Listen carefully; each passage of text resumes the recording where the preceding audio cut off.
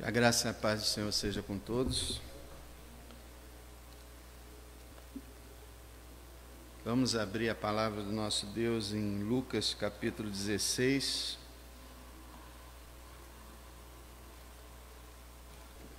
Vamos orar. Graças te damos, Senhor, por podermos estar diante do Senhor, na tua presença, nesse lugar separado pelo Senhor, para o culto a ti, e por podermos, Senhor, meditar na sua palavra mais uma vez, aprender com teu Espírito aquilo que o Senhor quer para nós.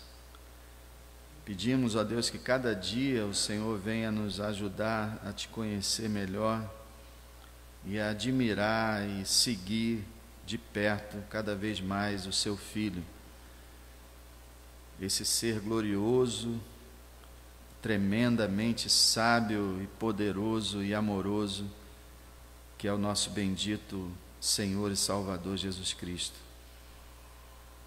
Abençoa, Deus, cada um de nós, que a tua palavra seja edificante para cada um que está aqui nesse momento e que vai acompanhar através da internet. Queremos desde já, pela sua vontade, Senhor, amanhã, continua, ó Deus, abençoando a cada um de nós e fala conosco, em nome de Jesus, amém.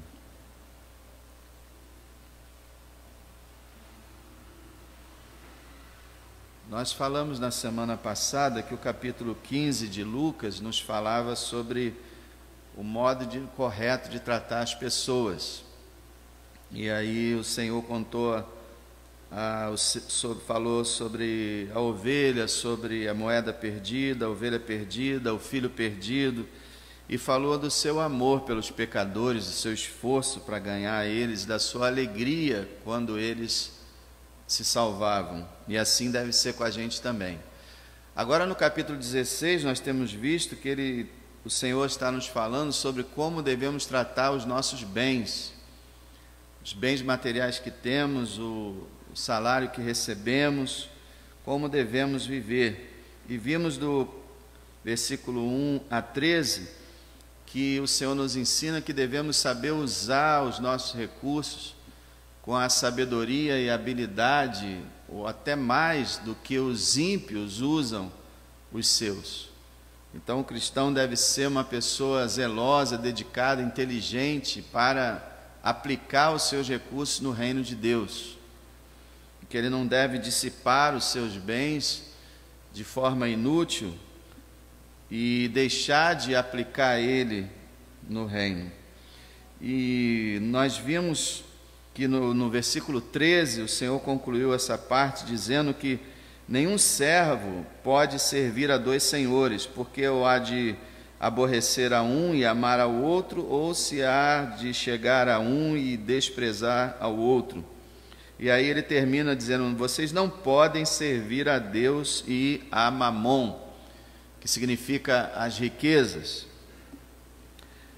Então, diante dessa palavra que ele trouxe para os discípulos e provavelmente para os publicanos, os fariseus que estavam ali ainda ouviram e tiveram uma reação muito ruim. Verso 14: os fariseus que eram avarentos ouviam todas essas coisas e zombavam dele. Então veja, os fariseus ouvindo tudo isso que o Senhor falava sobre a questão de não dissipar os seus bens de forma inútil, mas de realmente não amar as riquezas, mas servir o Senhor, não ter dois senhores, não se deixar levar pela ganância. Eles que eram avarentos ouviram tudo isso e zombavam dele. A gente não sabe como eles zombavam dele. Eu acredito que não era em voz alta e nem falando diretamente a ele, que eles não tinham muito essa coragem, não.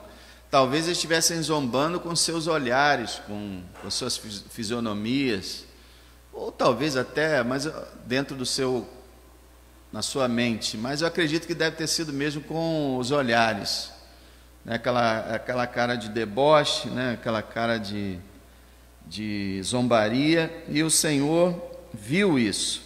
Agora é interessante que o Lucas fala, os fariseus que eram avarentos. Na maior parte das Bíblias hoje, a tradução para avarento é muito interessante, que é uma tradução literal do grego, amantes do dinheiro. Então diria assim, os fariseus que eram amantes do dinheiro, ou os fariseus que amavam o dinheiro, eles zombavam dele. Então a gente tem, né, o que significa a avareza. A avareza é amar o dinheiro. E Paulo, nós lemos na semana passada, em 1 Timóteo 6, ele disse que o amor ao dinheiro é a raiz de todos os males. Nós podemos até possuir dinheiro, mas se o dinheiro nos possuir, nós estamos arruinados. Nós podemos possuir o dinheiro, mas se nós amarmos o dinheiro... Por que as pessoas amam tanto dinheiro? A maioria porque o dinheiro compra, o dinheiro paga o prazer, paga a comodidade, o conforto e o bem-estar e as cobiças dos homens. Por isso que as pessoas gostam de dinheiro. O dinheiro é a mola mestra dessa sociedade mundana. Mas tem gente que não ama o dinheiro só pelo que ele pode comprar, não. A pessoa ama mesmo o dinheiro. É o caso daquelas pessoas que são muito ricas e tem lá, ficam examinando o saldo das suas contas todo dia. Elas não fazem nada com aquele dinheiro, mas ele está lá. Então, na verdade, elas amam o dinheiro, a quantidade que a pessoa tem, as cifras, os valores. E isso é um amor direto ao dinheiro, não pelo que ele pode comprar em si, mas por ele próprio. E o Senhor diz que uma pessoa não pode servir a Deus sendo um amante do dinheiro. Não pode. O dinheiro é como se fosse um senhor, ele escraviza a pessoa. Isso é uma coisa que é um domínio muito forte. E isso hoje desemboca no chamado consumismo. Mesmo as pessoas mais pobres, elas são tomadas por toda essa propaganda, internet, toda essa propaganda para comprar, para ter, para adquirir, para trocar, para colecionar, que as pessoas ficam dependentes dessas coisas. Se elas não tiverem roupas novas, carros novos, celulares novos, TVs novas, casas novas, elas não são felizes.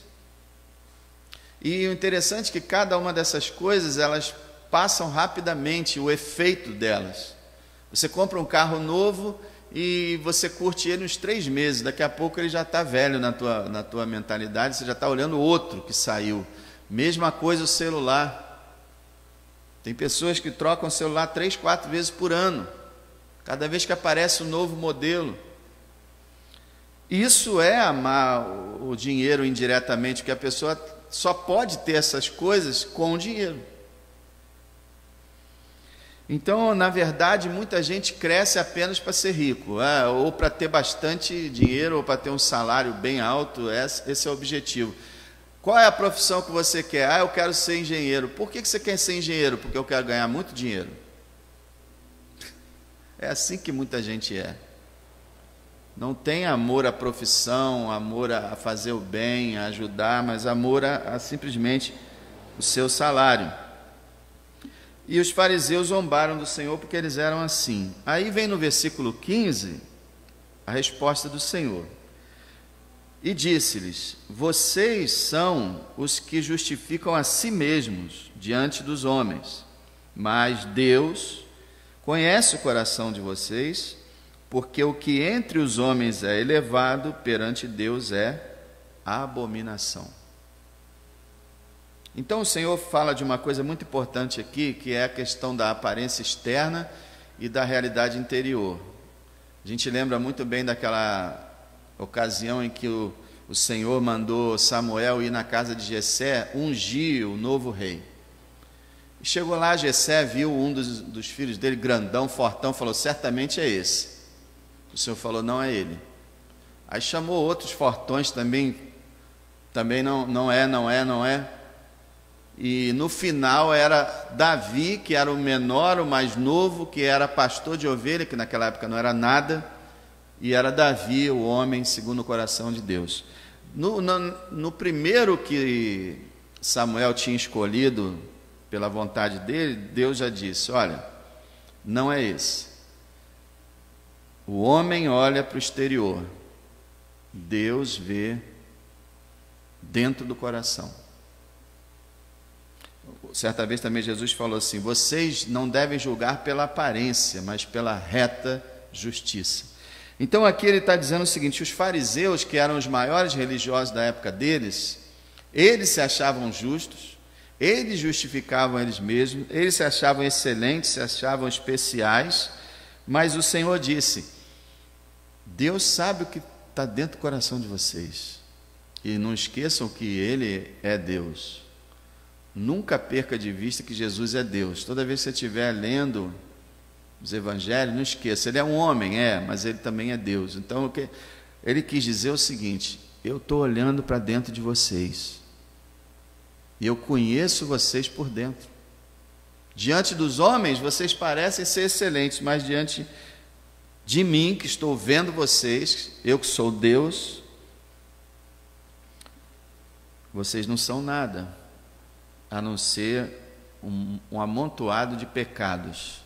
Lembra quando ele comparou os fariseus com sepulcros caiados, por fora bonitos, por dentro cheio de ossos podres, cheio de podridões?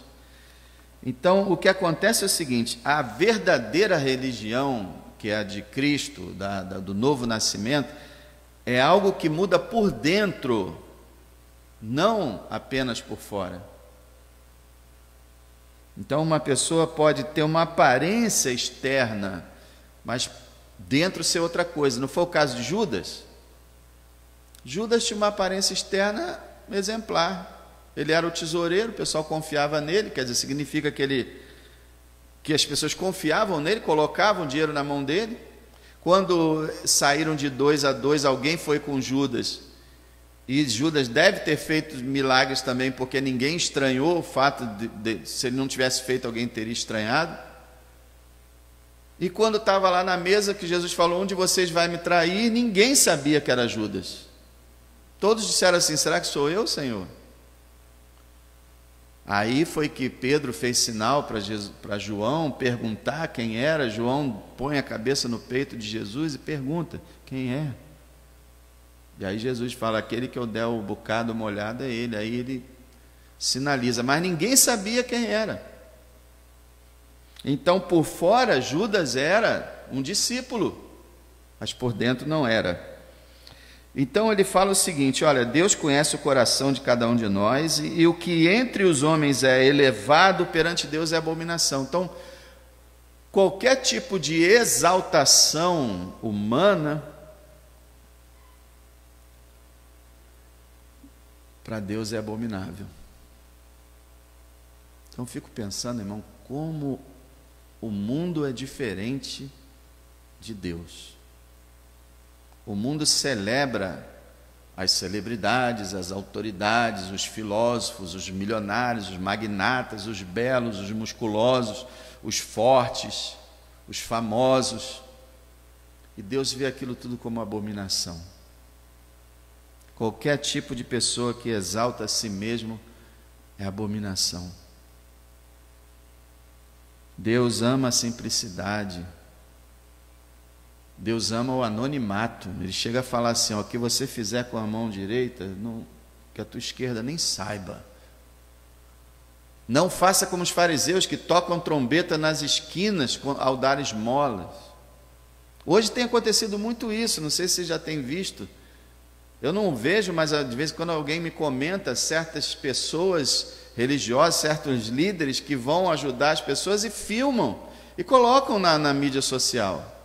Olha, estamos aqui dando cestas básicas, estamos aqui visitando fulano, estamos aqui fazendo... O Senhor disse: já receberam o seu galardão. Quando vocês jejuarem, quando vocês fizerem qualquer ajuda a qualquer pessoa, vocês não façam nenhuma divulgação. Nenhuma. Porque qualquer tipo de divulgação dessa é autopromoção. E isso não é nada bom aos olhos de Deus. Vocês se lembram, eu falei domingo passado, como Deus encarnou, gente. Deus nasceu numa manjedoura, num estábulo, numa aldeia chamada Belém.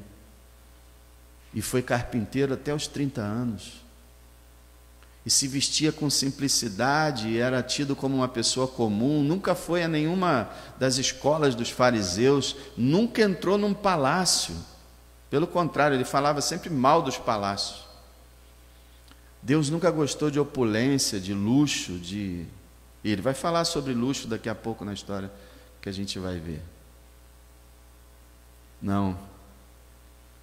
É pecado em si ter dinheiro? Não. Mas é pecado o que nós fazemos com dinheiro às vezes. Quer ver um exemplo de uma pessoa que... E houve vários exemplos na história da igreja, não sei se há hoje, deve haver. As pessoas que ajudam de verdade, elas não falam. E aí ninguém fica sabendo. Mas esse todo mundo ficou sabendo. Conde Zinzendorf, que morava, ele era moraviano. Era um homem muito rico, proprietário, era nobre. E ele se converteu. Ele sustentou centenas de missionários com seu dinheiro. Ele criou uma comunidade nas suas propriedades, os moravianos, e enviou centenas de missionários ao mundo todo, às custas dele. E isso é ganhar, como disse lá, ganhar amigos com as riquezas da injustiça e ser recebido nos tabernáculos eternos. Com certeza, Zinzendorf, quando entrou na glória celestial, muitas almas vieram a ele. Fomos salvos através do seu patrocínio. E tinha uma condensa também, esqueci o nome dela agora, na época de Wesley Whitfield, que ela abria igrejas e mais igrejas com o dinheiro dela, por toda a Europa. É isso que o Senhor está falando. Nos sustentar e com o que sobrar, é claro que no Brasil é complicado sobrar, mas com o que sobrar, ajudar, investir no reino de Deus. Então ele fala sobre isso, né? Olha, para Deus, tudo que é elevado é abominável. Então os fariseus, eles eram abomináveis aos olhos de Deus. E eu digo para você com toda sinceridade, todos os líderes religiosos que exaltam a si mesmos, que se autoelogiam, que fazem autopropaganda, são abomináveis diante de Deus.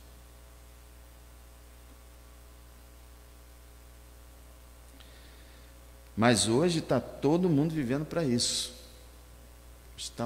Olha, irmãos, as pessoas mais firmes, mais ortodoxas, elas estão usando a mídia social, pessoas que eu jamais esperava isso.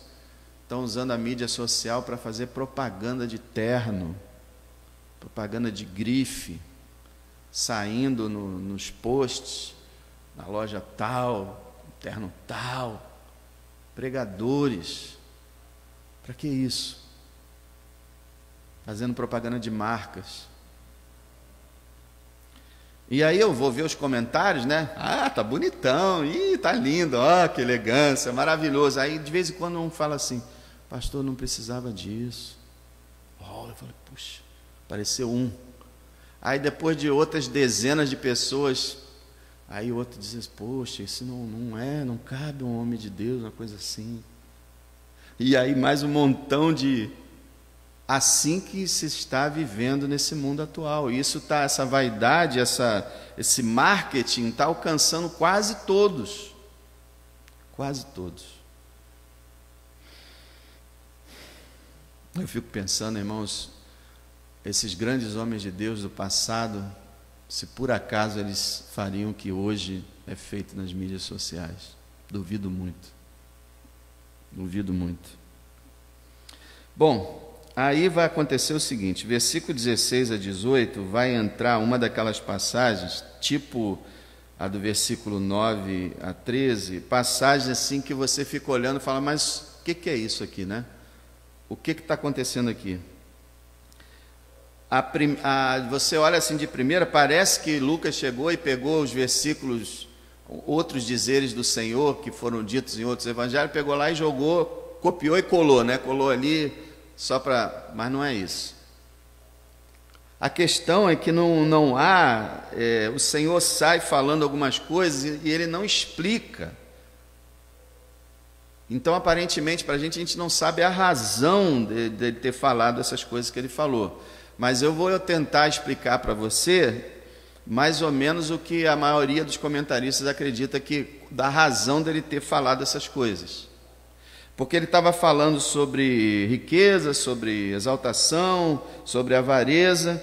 Aí ele vem no verso 16 e fala assim: a lei e os profetas duraram até João, desde então é anunciado o reino de Deus, e todo homem emprega força para entrar nele. E é mais fácil passar o céu e a terra do que cair um tio da lei.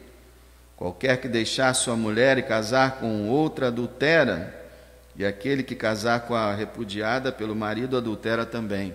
Parece que não está encaixando, mas é porque o Senhor realmente, como foi no início do capítulo, às vezes Ele fala coisas que Ele tem uma intenção no que Ele está falando, só que Ele não revela qual é a intenção. Mas as pessoas que estavam ouvindo entenderiam. Mais ou menos o que a maior parte acredita é o seguinte: aqueles fariseus se apoiavam muito na lei e nos profetas, e eles diziam que eles eram os guardiões da lei, que eles eram aquelas pessoas que procuravam obedecer a lei mais do que todo mundo. Então ele fala o seguinte: olha, a lei e os profetas duraram até João, desde então é anunciado o reino de Deus. Quer dizer, a questão dessa confiança que vocês têm na lei dos profetas acabou, porque agora João foi o último dessa dispensação. E desde João em diante já é anunciado o reino de Deus, já é anunciado o evangelho, é anunciada a graça de Deus, e vai ser anunciado a minha obra para salvar os pecadores. Então essa história de lei, desse apoio que vocês têm na lei, está acabando. Outra coisa que ele estaria dizendo é o seguinte: muitas pessoas estão se esforçando para entrar no reino, estão procurando o rei, estão procurando entender o evangelho, e vocês estão aí apegados à lei, achando que vocês vão ser salvos pela lei. Eu acredito que um dos sentidos dessa palavra pode ser exatamente esse. Olha só, Jesus falando para os fariseus: em verdade lhes digo que os publicanos e as meretrizes entram adiante de vocês no reino de Deus. Por quê? Porque João veio a vocês no caminho de justiça e não o creram, mas os publicanos e as meretrizes o creram. Vocês, porém, vendo isso, nem depois se arrependeram para o crer.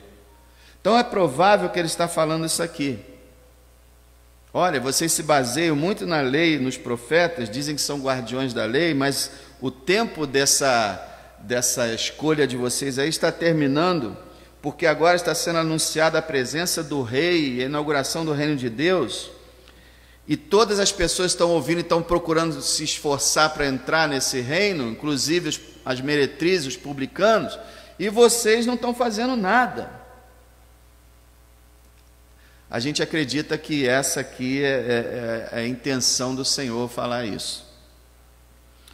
E aí mas aí as pessoas podem dizer, né? Eles podiam dizer: então quer dizer que a lei e os profetas acabaram, então não tem mais valor nenhum. Aí ele fala no verso 17: e é mais fácil passar o céu e a terra do que cair um tio da lei. Então o Senhor está dizendo: eu vim cumprir a lei. A lei, ela amaldiçoa todas as pessoas, não há salvação pela lei, mas vocês estão apegados à lei. Eu estou anunciando o reino, eu estou anunciando o evangelho, anunciando a salvação. Vocês estão confiando na lei, mas esse tempo está acabando. Agora, não quer dizer que a lei ficou para lá. Não vai deixar de se cumprir um tio ou um jota da lei. Quer dizer, cada tracinho da língua hebraica não vai deixar de se cumprir uma letra da lei. E a gente sabe que Jesus cumpriu a lei cerimonial. E aí ficou a lei ética, a lei moral, que ainda é para ser observada por nós, mas nenhum dos mandamentos de Deus nos condena mais. porque Jesus já levou os nossos pecados. Não há mais condenação. Então a lei, nós vemos a lei não como algo que nos leva ao inferno, mas como um código de ética para nós respeitarmos e vivermos, por gratidão a Deus. Então, mais ou menos, o que o Senhor deveria estar falando é isso: olha, vocês se acham muito importantes, vocês se justificam diante dos homens, eu sei que vocês são cheios de pecado, e vocês são abomináveis diante de Deus, vocês estão se apoiando na lei, mas a lei já está terminando, toda aquela prática judaica já está terminando, porque João foi o último profeta, ele já está anunciando o reino de Deus, e as pessoas estão querendo esse reino e vocês não. Eu creio que é isso que ele está dizendo, só que ele não disse todas essas palavras, ele só colocou para eles entenderem. E aí o verso 18 parece completamente fora de contexto de novo, né? Mas qualquer que adultera, e aí, o que é isso? Muito provavelmente, ele havia falado da lei e dito que os fariseus confiavam na lei para ir para o céu, e aí ele mostra que os fariseus desobedeciam à lei. E uma das formas com que eles mais desobedeciam à lei era através da questão do casamento. Porque eu não sei se você se lembra, em Mateus 19 se discute essa questão, e havia um rabino chamado Hilel, que viveu na parte final do último século antes de Cristo vir ao mundo. Ele ensinava que se, por exemplo, uma mulher queimasse a comida, o marido podia se divorciar dela. E depois surgiu um outro mestre dizendo que se o homem encontrasse uma mulher mais bonita que sua esposa, poderia se divorciar dela para casar. Parece a lei de hoje, não parece? Não é como é hoje? E os fariseus, eles eram apegados a esse ensinamento do Hilel, eles eram tão moralistas, né? Eles eram tão santarrões, mas na hora do casamento eles estavam se divorciando e casando de novo à toa. Então o Senhor fala com eles sobre esse mandamento justamente para mostrar o quanto os fariseus estavam pecando. E aí, irmãos, vamos pegar esse ensinamento de novo aqui, rapidamente falar sobre ele. Olha no verso 18: qualquer que deixa sua mulher e casa com outra, adultera, e aquele que casa com a repudiada pelo marido, adultera também. O Senhor está querendo dizer o seguinte: em Mateus ele fala que só existe uma cláusula que permite o divórcio, que é a relação sexual ilícita. Se um dos cônjuges tiver uma relação com outra pessoa, o cônjuge que foi traído pode pedir. E Paulo fala sobre uma outra questão também, que quando um cônjuge é abandonado pelo outro, ele também pode pedir o divórcio, mas aí já é casal misto, um é crente e outro não é. Ele não está falando de dois crentes, aí fica um pouco mais complicado. Mas se a gente colocar assim, seriam duas razões: adultério e abandono. Embora esse abandono ainda, teve um caso aqui na igreja, por exemplo, eu não vejo assim um abandono e, não, então pode divorciar, ele foi embora, pode divorciar. Não, eu sempre instruo a pessoa assim: abandonou? Vamos aguardar. No momento que você vê que essa pessoa que te abandonou está traindo você, aí você pede o divórcio. Porque é mais certo mesmo que, principalmente quando o casal é cristão, que seja só o adultério.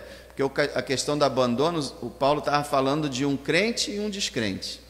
Então, se o descrente quiser abandonar, que abandone, foi chamado para a liberdade. Então é o seguinte: não havendo adultério, Jesus fala assim, se por acaso houve incompatibilidade, um não gosta mais do outro, estão brigando, quer se separar, Paulo fala, não pode separar, mas se separar, que fique sem casar com o outro.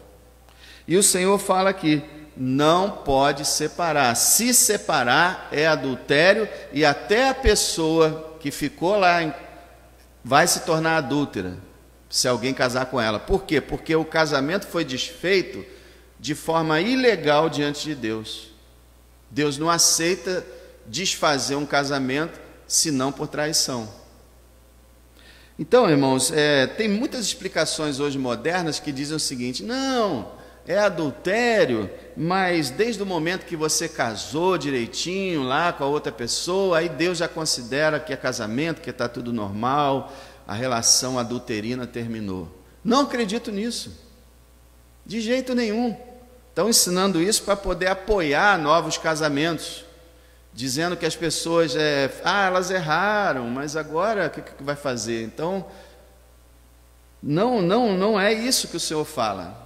O Senhor diz: o que Deus ajuntou, não separe o homem.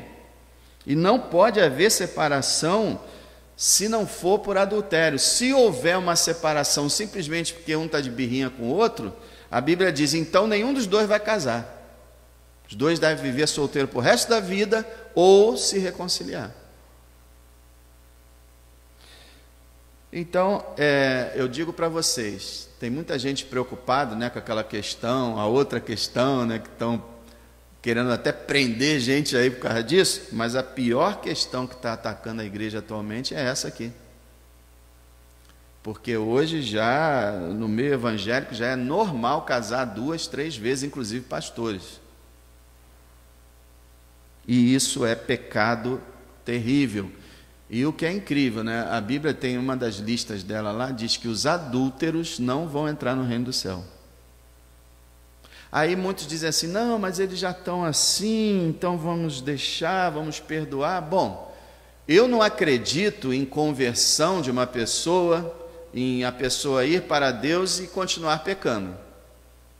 Se a pessoa está casada com outra pessoa em estado de adultério, então ela se converte, vamos dizer, ela já era cristã, está em estado de adultério, ela quer voltar para Deus, então ela vai e volta para Deus no adultério. Eu não acredito dessa forma. Tem outras pessoas que acreditam, eu não. A interpretação que eu faço, a pessoa continua sendo adúltera, continua pecando, da mesma forma que a embriaguez é pecado, e você diz que é crente, mas continua se embriagando, ou fazendo qualquer outro tipo de pecado. Então, se você está naquele casamento que, quando foi feito, era um adultério, ele continua sendo adultério, você continua sendo adúltero. Então, o que você deveria fazer para voltar para Deus? Por mais radical que pareça, simplesmente deixar o seu casamento adúltero. Ah, mas e aí? E as crianças? Apoia as crianças, sustenta o cônjuge, mantém ele, mas não continua naquele relacionamento adúltero. Então, hoje nós temos pastores em nossa região que estão em adultério, são adúlteros, estão pastoreando as igrejas. Então, o Senhor Jesus, ele coloca para os fariseus como eles estavam violando a lei, se achando justos. E hoje não está diferente, quando na igreja cristã todo tipo de pecado tem sido tolerado e sido considerado normal, sem nenhuma disciplina. Outro problema sério é a fornicação, que é o sexo entre solteiros, que também é liberado geral na maior parte das igrejas. Não há nenhuma cobrança, nenhuma disciplina, não há nada. Bom, é isso aí. A lei não pode salvar ninguém, mas nós não podemos pegar os mandamentos do Senhor e a lei do Senhor simplesmente ignorar. Aí o Senhor vai contar para a gente essa história, do verso 19 a 31, sobre o rico e Lázaro. Eu já preguei aqui 5 vezes sequenciais sobre essa história, que eu não considero uma parábola, embora venha escrito aqui, a parábola do rico e Lázaro. Esse texto que está em negrito aqui em cima do verso 19, não é um texto inspirado. Esses títulos são a editora que publicou a Bíblia que coloca. Então, isso não é um texto inspirado. Então, o texto inspirado não fala que é uma parábola. E também nós nunca vimos o caso de uma parábola onde Jesus nomeia alguém. Então há uma grande discussão. Tem teólogos que dizem que é uma parábola, tem outros que dizem que não é uma parábola. Eu acredito mais que seja uma história que tenha acontecido mesmo e que o Senhor vai usar. Agora, eu não vou entrar nos detalhes. O que eu vou fazer? Eu vou dividir essa história em 3 partes, baseado principalmente no contexto dela. Irmãos, uma coisa importante quando você estiver lendo a Bíblia é olhar o contexto, que quer dizer o texto antes e o texto depois. Porque às vezes o contexto muda completamente o significado e a interpretação de um texto. Por exemplo, o contexto dessa parábola, ou dessa história, é, versículo 14: os fariseus, que eram amantes do dinheiro, ouviram essas coisas e zombaram dele. Então Jesus está contando essa história aos fariseus. O rico nessa história é o fariseu. Então ele está contando para pessoas que amavam dinheiro, pessoas gananciosas. E nessa história ele vai mostrar claramente que o dinheiro não pode fazer nada para a salvação de uma pessoa. Pelo contrário, o dinheiro só pode arruinar a vida de uma pessoa. Por isso que Jesus disse que tudo bem.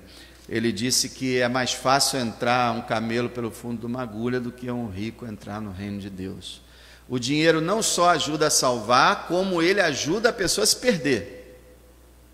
Então agora ele vai falar justamente de um rico, como o fariseu, a maioria dos fariseus era rico, e de um pobre.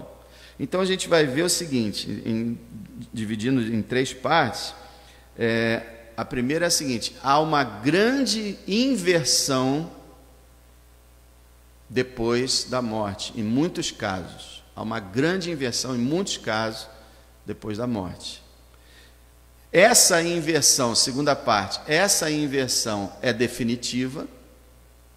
E terceira parte, procure resolver isso enquanto você está vivo. E mostra como resolver. Então vamos lá. Há uma grande inversão muitas vezes na na existência do ser humano, da vida para a morte. Veja só o versículo 19. Ora, havia um homem rico e vestia-se de púrpura e de linho finíssimo e vivia todos os dias regalada e esplendidamente. Quer dizer, é uma descrição aqui de uma pessoa que vivia luxuosamente, que era possuído pela luxúria. Ele tinha as melhores roupas, os melhores alimentos, ele vivia com tudo que a sociedade da época dele podia dar. Imagina na nossa sociedade hoje.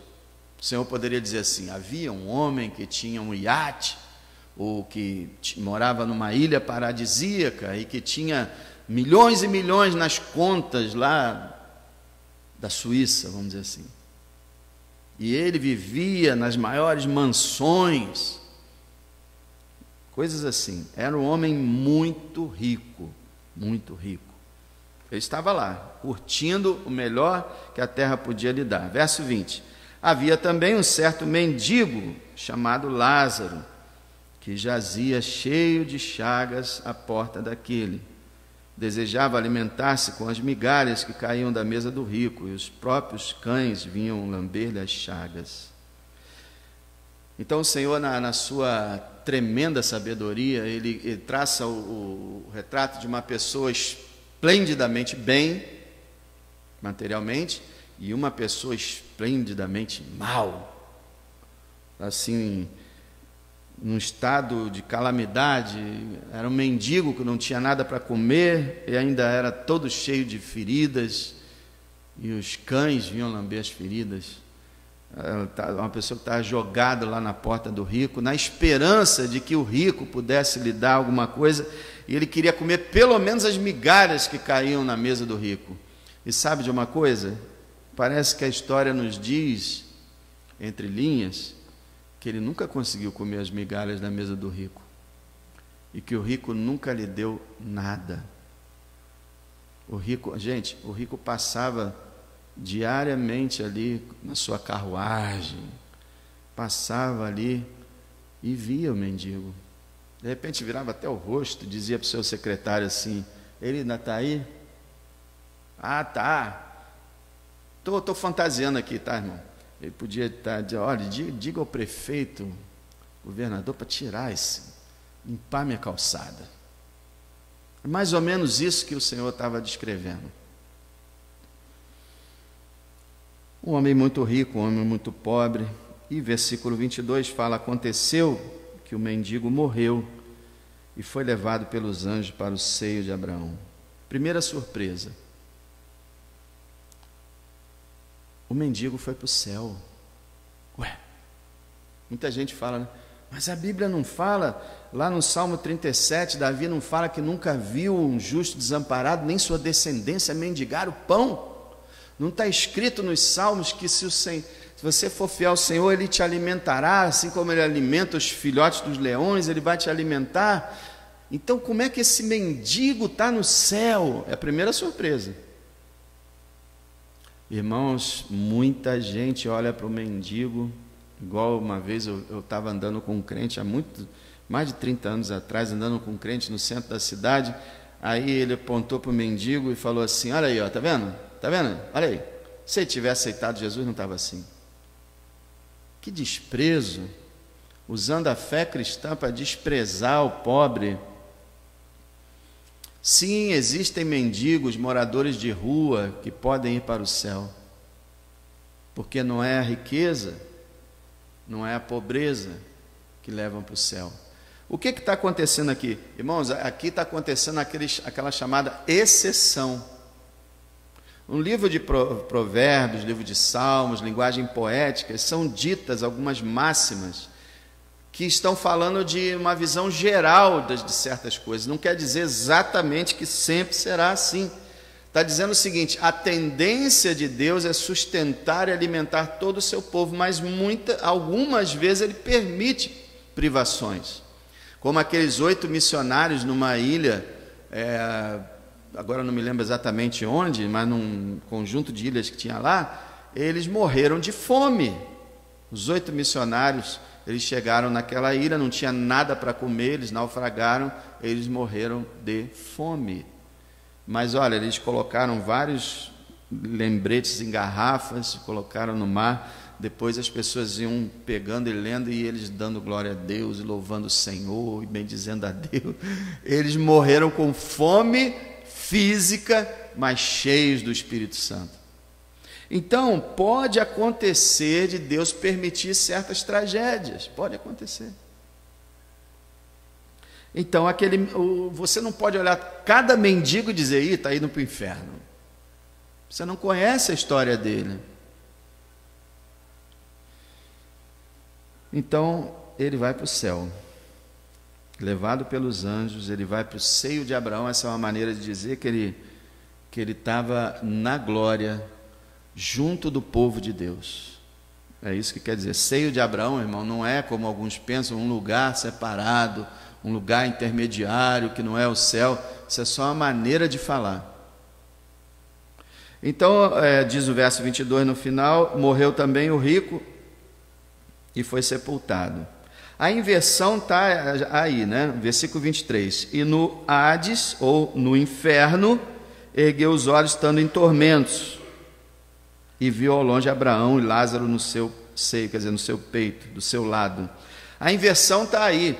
O rico tinha toda uma vida maravilhosa, luxuosa, esplêndida na terra, com tudo que ele queria, e quando ele morre, ele vai para o inferno. E você vai ver que ele vai pedir uma gota de água e não vai ter. O homem que tinha todos os vinhos que ele podia comprar, tudo. Bebia e comia do melhor, vestia do melhor, ia para tudo quanto era lado. Era uma pessoa farta, uma pessoa com a vida tremenda aos olhos dos homens. Quando ele morre, ele perde tudo, tudo, e ainda ganha um monte de sofrimentos. Ele agora está no fogo, está num lugar de fogo. E já o mendigo, que não tinha nada, que não comia nem das migalhas do rico, que ninguém chegava perto dele, agora ele está junto com o pai da nação de Israel. E junto com Deus, é claro.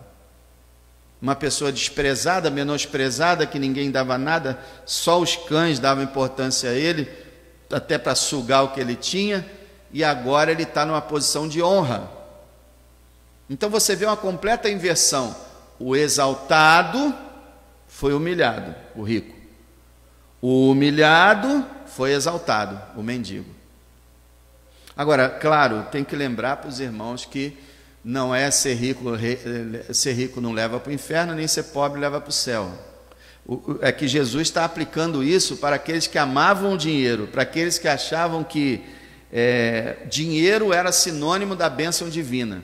Os fariseus, quando ouviram essa história, eles devem ter rangido os dentes de raiva, porque Jesus pega o mendigo, que para eles era um amaldiçoado, e joga no céu, e pega o abençoado, que é rico, e lança no inferno.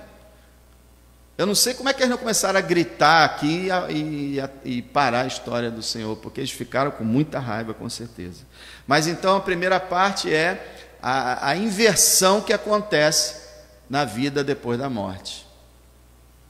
A existência depois da morte. E agora a gente vai ver que, infelizmente, essa inversão é definitiva. Não foi uma temporada no inferno que o rico passou.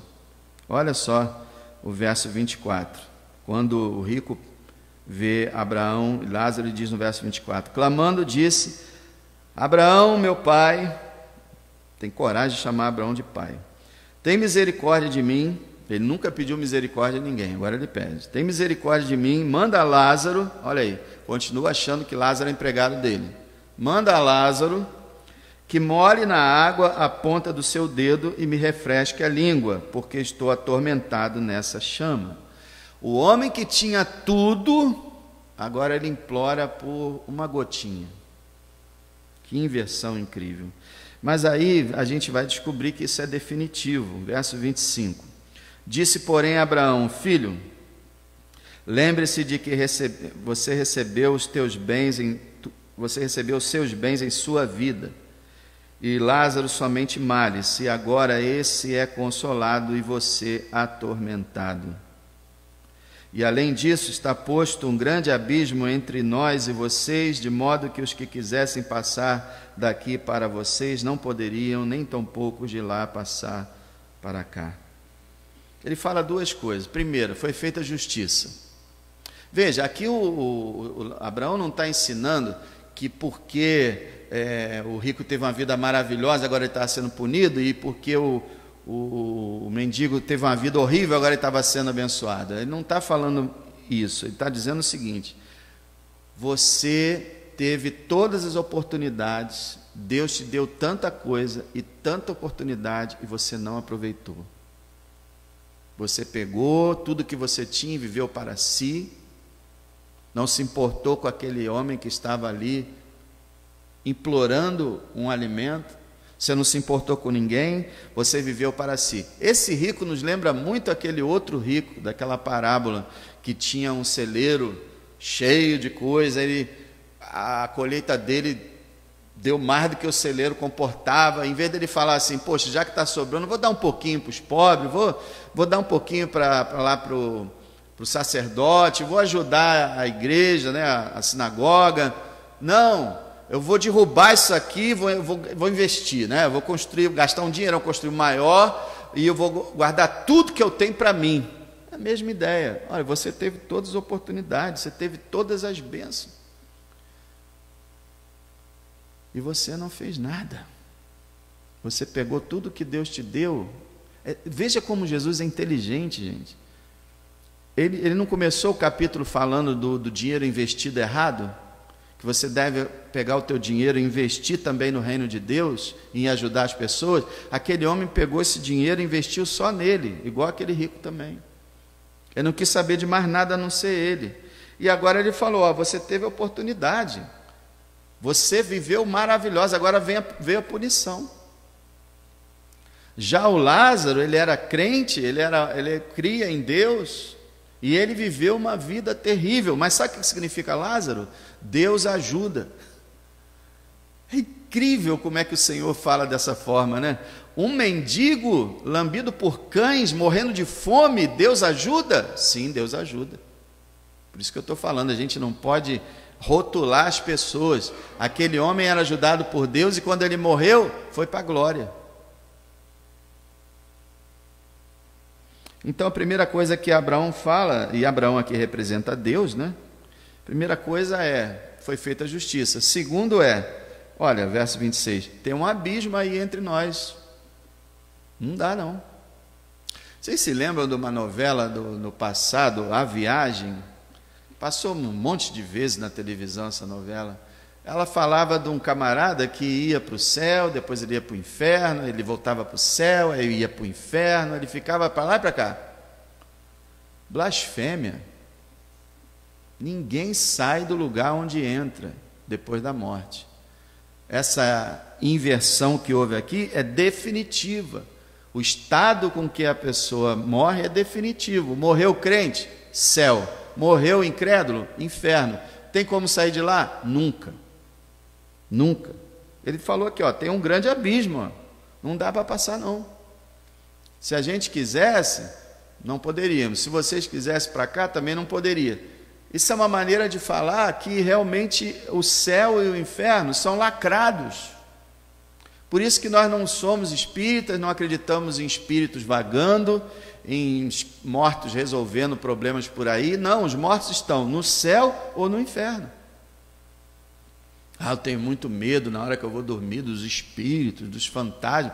Tu pode ter medo de demônio, de anjo, mas de espírito, de fantasma, não tem não. O que pode aparecer, ou mexer com o prato na cozinha, ou aquele vulto que você vê, ou aquela voz que você ouve, graças a Deus nunca vi nada disso, são demônios. Seres humanos não. Então é definitivo. E o Senhor está falando, e está falando para os ricos, fariseus, olha, vocês estão aí confiando em vocês mesmos, confiando nas suas riquezas, apegado ao dinheiro, isso não vai servir para nada, vocês vão se perder, e depois não vai ter volta. E aí o terceiro ponto da história enquanto nós temos vida, que nós possamos agir para impedir essa condenação eterna. E ele vai falar sobre isso, verso 27, disse o rico para Abraão, rogo-lhe, pois, ó pai, que o mandes à casa de meu pai, quer dizer, manda Abraão lá na casa do meu pai, pois tenho 5 irmãos para que lhes dê testemunho, a fim de que não venham também para esse lugar de tormento. Veja, a mesma ideia do espiritismo, né? Se os mortos voltassem para falar com os vivos, então manda lá o morto falar com o vivo, que aí eles vão acreditar, e eu não quero que meus irmãos venham para cá também. Tarde demais para ele se arrepender de tudo isso, né? Tarde demais para ele querer ganhar a alma de alguém. Tarde demais para tudo isso. Aí tem aqui, o Senhor fala que a gente precisa, enquanto estiver vivo, fazer alguma coisa, e Ele fala sobre como nós podemos ser salvos. Como? Olha só, verso 29. Disse-lhes Abraão, eles têm Moisés e os profetas, ouçam-nos. Veja, irmão, hoje, domingo, vamos comemorar o dia da Bíblia, não é? O que a gente está estudando aqui agora? Não é a Bíblia? Qual foi o material que Deus usou para salvar a gente? Não foi a Bíblia?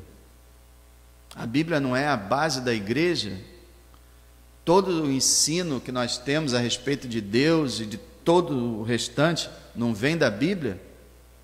A Bíblia não fala em Tiago e 1 Pedro que nós somos regenerados pela palavra? Ela fala isso. Então aqui o Senhor está dizendo, e isso é algo muito interessante. O Senhor muitas vezes ele agia com ironia. O que é ironia? É uma espécie de algo quase engraçado, quase divertido, mas com uma intenção de chamar a atenção. Porque quando ele diz assim, eles têm Moisés e os profetas, ouçam-nos, quer dizer, leiam. E o que mais os fariseus faziam era ler Moisés e os profetas. Eles decoravam quase o Velho Testamento inteiro.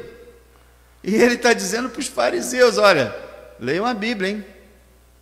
Vocês estão perdidos, e é a Bíblia que pode salvá-los. Ele fala isso em João 5, examinai as Escrituras, porque vocês pensam ter nelas a vida eterna, e são elas que falam de mim. Então aqui ele está falando, olha, alguém quer ser salvo? Vá à Bíblia, leia ela, estude ela, aprenda dela, porque ela tem a mensagem de salvação. E ele falando isso para doutores da lei, né? Para aqueles que decoravam a Bíblia, realmente é irônico.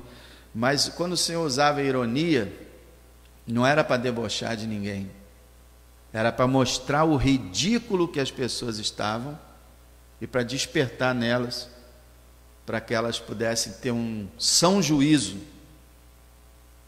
O que Jesus está dizendo é o seguinte, vocês, e várias vezes ele falou isso, quando chegava alguma situação, falava assim, como vocês leem?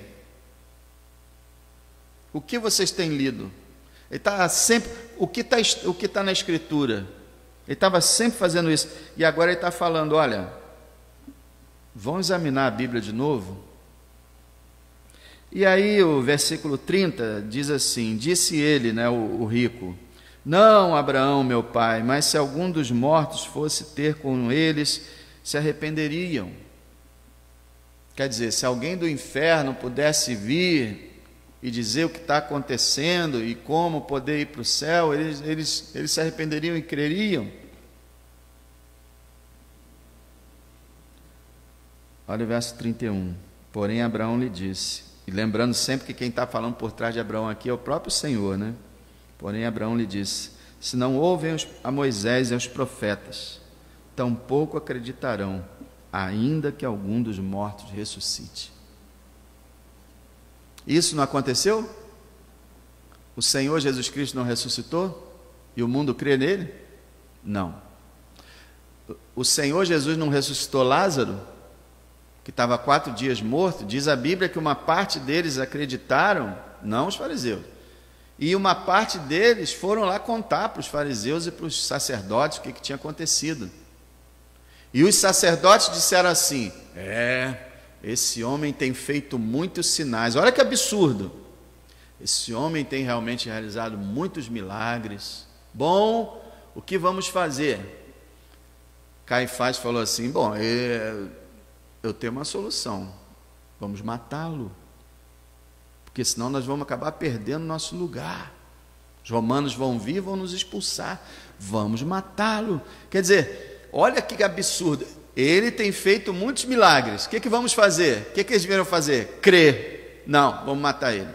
É o que está acontecendo com o mundo, é o que acontece com cada ser humano que vem a esse mundo, nasce incrédulo, tem tanta coisa que pode demonstrar para ele a verdade, mas ele não quer aceitar. Então, mesmo que alguém ressuscite e venha dizer para a gente, olha, eu estava no inferno, e o inferno é assim, assim, assim, se você não quiser sofrer como eu estou sofrendo, creia em Jesus, a pessoa não vai acreditar a si mesma. E se a gente for ver, né, nós temos aqui um mensageiro do inferno, não temos? Esse rico, ele, pela bondade de Jesus, esse rico veio como que trouxe do inferno a mensagem sobre ele. Nós vimos aqui uma pessoa que veio do inferno, não vimos com nossos olhos, mas ele trouxe, olha, inferno é isso. E como eu gostaria que os meus não fossem. É por isso que eu estava lendo um autor que ele disse que falar dessa história como se fosse uma parábola é uma arma que muitos estudiosos usaram para dizer que isso aqui não é bem assim, né? Não é uma historinha que Jesus contou só para ilustrar. mas é assim mesmo. Então, meus irmãos, o resumo de tudo isso é: não amemos o dinheiro, não amemos as coisas, não vivamos para sonhar com prosperidade, com propriedades, com bens. Em primeiro lugar, priorizemos a nossa alma, a nossa condição espiritual, porque não vai adiantar nada viver felizão aqui nessa terra e depois morrer e ir para o inferno. Então é melhor sofrer junto com o mendigo lá, é melhor ter feridas e ter os seus joelhos sendo lambidos por cães, é melhor não ter as migalhas caindo dos ricos e ir para o céu, do que se vestir esplendidamente, ter as melhores roupas, ter os melhores alimentos, o melhor de tudo, e ir para o inferno. Essa é a mensagem do Senhor. Os fariseus creram? Não. Sabe o que é mais triste, irmãos? É que pouca gente acredita na mensagem de Deus. Olhando a nossa igreja hoje, 14 pessoas. Se você for em igrejas onde às vezes o pastor é o adúltero, você vai encontrar lá 100 pessoas, 200 pessoas. Se você for numa igreja onde promete dinheiro, prosperidade, riqueza, vitória, cura, libertação, isso e aquilo, vai estar lotado. Mas onde diz a verdade, onde ensina a pura palavra, não interessa a muita gente. Irmãos, depois que o Senhor, olha que coisa, eu estou falando se você não ficar triste, como eu fico muitas vezes, mas o Senhor trabalhou 3 anos pregando em toda a Judéia e Galiléia. Quando ele terminou o ministério dele, mesmo após a ressurreição, qual era o número de membros da igreja dele? 120. 120 discípulos ele tinha no cenáculo, depois da sua ressurreição.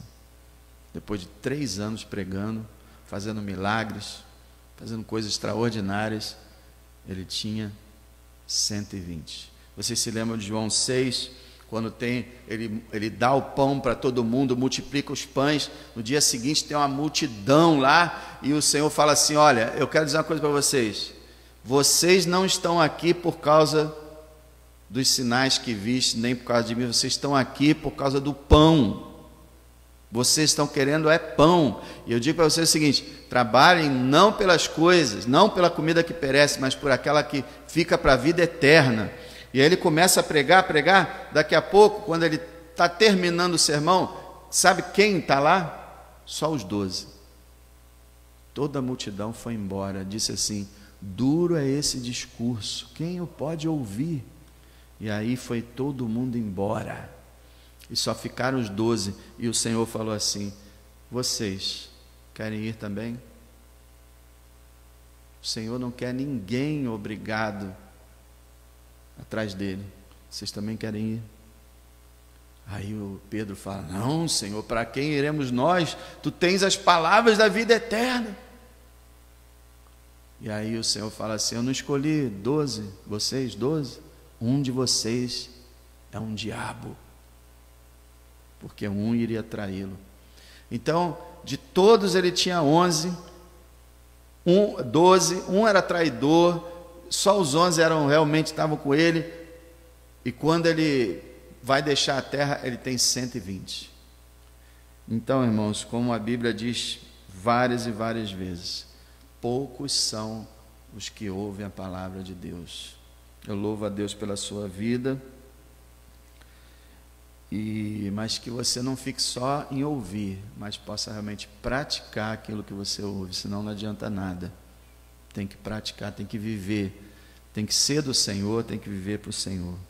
Que Deus tenha misericórdia da sua igreja, desse mundo, e venha com poder e derrame o seu Espírito sobre as nações, para que as pessoas quebrantadas possam vir para o Senhor, porque Na maioria, irmãos, a maioria é fariseu, acha que é bom, vive para as riquezas e não se importa com a palavra. Endurece o coração e não ouve aquilo que é a voz de Deus. Deus nos abençoe em nome de Jesus.